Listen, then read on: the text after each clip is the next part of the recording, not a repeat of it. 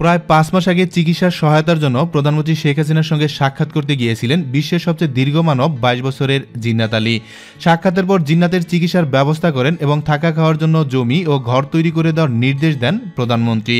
এবার জীবিকা নির্বাহের জন্য জিন্নাত আলীকে রাম উপজেলার গর্জনিয়া বাজারে একটি ব্যবসা প্রতিষ্ঠান মুদির দোকান করে দিয়েছেন কক্সবাজারের জেলা প্রশাসক।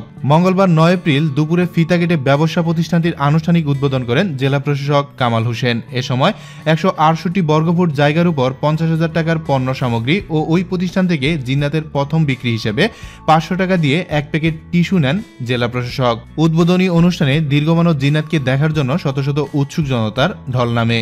অনুষ্ঠানে জিন্নাতের হাতে দোকানের চাবি, জমির কাগজপত্র ও মালামাল বুঝিয়ে দেন জেলা প্রশাসক। অনুষ্ঠানে প্রধান অতিথির বক্তব্যে জেলা প্রশাসক কামাল হোসেন বলেন, দেশের সবচেয়ে দীর্ঘ মানব জিন্নাত, তাকে বিশ্বের সবচেয়ে দীর্ঘ মানব বলা হয়। সে বিষয়টি আমরা খোঁজ নিচ্ছি।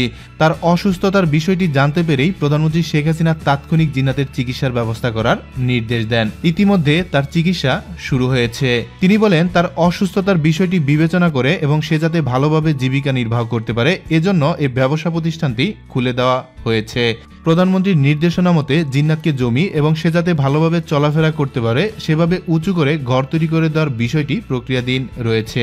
জানা গেছে, কক্সবাজার ৩ আসনের সংসদ সদস্য সাইমুম সরোয়ার কমলের সহযোগিতায় গত বছরের ২৪ অক্টোবর জিন্নাত প্রধানমন্ত্রী শেখ হাসিনার সঙ্গে সাক্ষাৎ করেছিলেন। এ সময় জিন্নাতকে দেখে অভিভূত হন প্রধানমন্ত্রী। জিন্নাত প্রধানমন্ত্রীর কাছে তার অসুস্থতার বিষয়টি জানালে সঙ্গে সঙ্গে তিনি ঢাকার বঙ্গবন্ধু শেখ মুজিব মেডিকেল বিশ্ববিদ্যালয় হাসপাতালে চিকিৎসার ব্যবস্থা করেন। এ বিষয়টি দেশের বিভিন্ন জাতীয় গণমাধ্যমে উঠে আসে। সে থেকেই ভাগ্য খুলে যায় জিন্নাতের। পরবর্তীতে প্রধানমন্ত্রী এবং স্থানীয় সংসদ সদস্যদের প্রতি কৃতজ্ঞতা জানাতে গত বছরের ২৯ অক্টোবর সাইমুম সরোয়ার কমলের হাতে ফুল দিয়ে আওয়ামী লীগে যোগ দেন জিন্নাত। একই সঙ্গে জাতীয় সংসদ ও উপজেলা পরিষদ নির্বাচনে আওয়ামী লীগের প্রার্থীর পক্ষে বিভিন্ন গ্রামে গিয়ে নৌকার প্রচারণায় অংশ নেন জিন্নাত। দর্শক, এ নিয়ে আপনার কি মন্তব্য অবশ্যই নিচে কমেন্টস করে জানাতে ভুলবেন না। চারিদিকে ঘটে যাওয়া সব খবর সবার আগে পেতে আমাদের চ্যানেলটিতে সাবস্ক্রাইব করে সাথেই থাকুন।